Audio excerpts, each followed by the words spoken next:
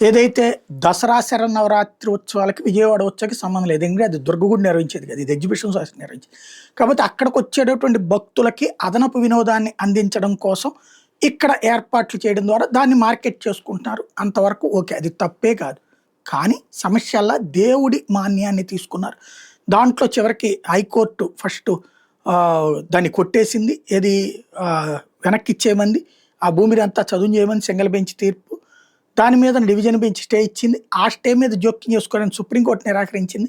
నిన్న ఉత్సవం జరిగిపోయింది, ప్రారంభమైపోయింది, ఇక కొనసాగుతుంది 45 రోజుల పాటు. దసరా శరన్నవరాత్రోత్సవాలు అంటే 10-11 రోజులే.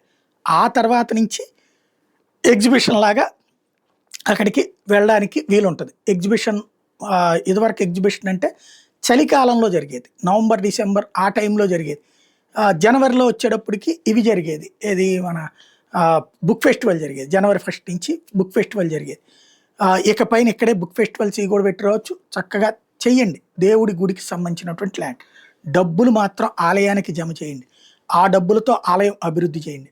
అప్పుడు పుణ్యం వస్తుంది, పురుషార్థం వస్తుంది.